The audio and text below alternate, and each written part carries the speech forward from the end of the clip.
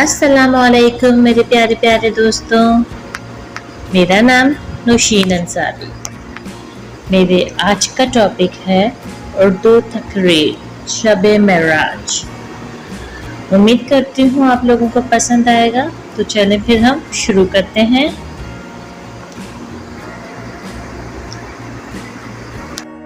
शब मेराज ना हम्द व नसल्ली आला रसूल अल करीम अम्मा बाद फ़अऊज़ु बिल्लाहि मिनश शैतानिर रजीम बिस्मिल्लाहिर रहमानिर रहीम। मेरे प्यारे अजीज़ हमवतनों, आज मुझे जिस मौजू पर लबकुशाई का मौका मिला है इसका अनवान है शब मेराज सल्लल्लाहु अलैहि वसल्लम। अख्तर शाम की आती है फलक से आवाज़, सजदा करती है सहर जिसको वो है आज की रात। रह एक गाम है हिम्मत के लिए अर्श बरी, कह रही है ये मुसलमान से मेराज की रात। मौज़िज़े सामीन कराम, वाक़या मेराज क्यों पेश आया? तो साथियों हुआ ये कि इंसानी तसव्वुर से बालातर मज़ालिम के पहाड़ आप मोहम्मद सल्लल्लाहु अलैहि वसल्लम पर तोड़े गए। शब अबी तालिब में 3 साल कैद और बंद और सोशल बाइकआउट की सऊबतें बर्दाश्त करने के बाद आप सल्लल्लाहु अलैहि वसल्लम का ताइफ का एक सफ़र हुआ। इस सफ़र में आपके ऊपर कफ़ार मशरकीन की जानिब से वो मसाइब ढाए गए जिसका बयान करना दुश्वार है। ज़मीन पर बसने वाला एक मग़रूर मुतकब्बिर इंसान नबी आखिरुल ज़मां मोहम्मद सल्लल्लाहु अलैहि वसल्लम से कहता है कि मेरे सामने से हट जाओ, तुम इस काबिल नहीं हो कि तुमसे गुफ्तगू की जाए। सिर्फ इस पर भी बस नहीं बल्कि पागलों और बच्चों के जरिए से शहर बदर करने के लिए गालियां दी गई और सख्त तरीन पथराव किया गया। चूंकि आप तकालीफ और मुसीबत के तमाम गुजरगाहों से पार हो चुके थे, इसलिए आपने इरशाद फरमाया कि अल्लाह के रास्ते में जितनी तकलीफ मुझे पहुंचाई गई इतनी किसी नबी को नहीं पहुंचाई गई। इसलिए अब आपकी ज़ात बाबरकत में हयात मुनासिब थी कि अहकमुल हाकिमीन से राज व न्याज की बातें हो जाएं। क्योंकि लोहे से जब आला किस्म का जेवर बनाना मकसूद होता है तो गर्मी की तमाम भट्टियों से इसे गुजार दिया जाता है और हथौड़ियों से इस पर वार किए जाते हैं, तब कहीं जाकर वो आला जेवर में तब्दील होकर इज्जत व शर्फ का मुकाम हासिल करता है। बिल्कुल इसी तरह जब ताइफ के सफ़र से मसाइब व आलाम की इंतहा हो गई और दुनिया के हकीर इंसान ने खातिमुल नबिय्यीन से गुफ्तगू करने से इनकार किया, तो अब अल्लाह ताला ने आपको बुलाया ताकि आपको तमाम रिफतों, अजमतों और बरकतों से नवाज दे और दुनिया वालों को बता दे कि जिस तुम कलाम करना नहीं चाहते, खालिक की कायनात को दिन बुलाकर हम कलाम होना चाहता है। ताइफ के अंदर नाक और दिल खराश सफर से वापस होने के बाद एक रात आप हतीम काबा में आराम फरमा रहे थे कि जिब्राइल अमीन और मिकाईल अलैहिस्सलाम आपकी खिदमत में हाजिर हुए और कहा कि हमारे साथ चलिए। फिर आपको बराक पर सफार किया गया, जिसकी तेज रफ्तारी का आलम यह था कि जिस जगह इसकी नजर पड़ती वहीं कदम पड़ता था। इसी सिरत रफ्तारी के साथ पहले आप कौम के शाम में मस्जिद अक्सा तक ले गए। यहाँ अल्लाह ताला ने तमाम अंबिया साबिकीन को हजरत के लिए बतौर मौजज़ा जमा फरमाया था। जिब्राइल ने यहाँ पहुंचकर अजान दी। अंबिया व रसूल की सिफें तैयार थी, लेकिन सब इस बात का इंतजार कर रहे थे कि नमाज कौन पढ़ाए।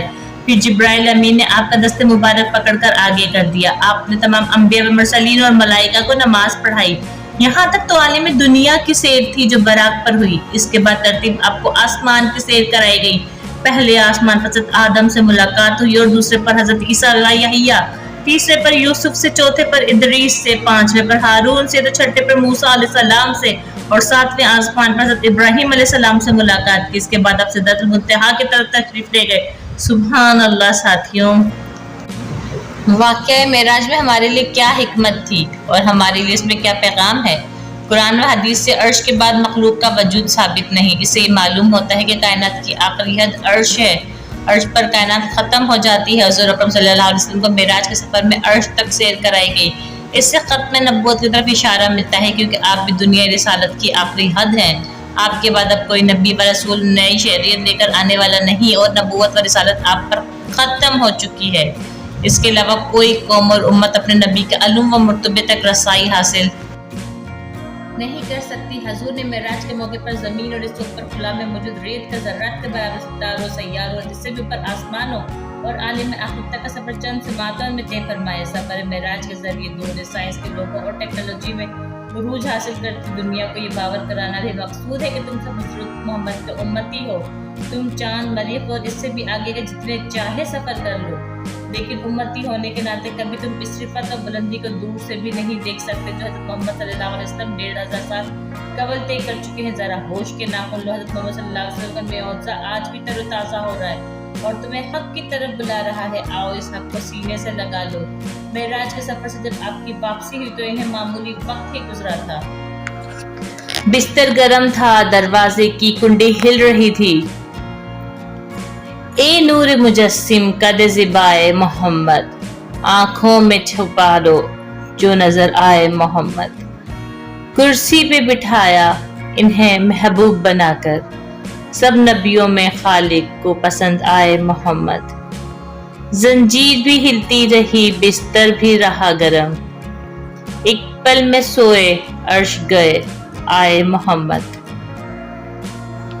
سامعین کرام، اتنا طویل سفر اتنے مختصر ترین وقت میں طے ہو گیا. اس میں یہ اشارہ اور راز ہے کہ دراصل اللہ تعالیٰ نے اپنے حبیب کے استقبال کے لیے آسمان، زمین اور کائنات کے سارے نظام کو روک لیا تھا.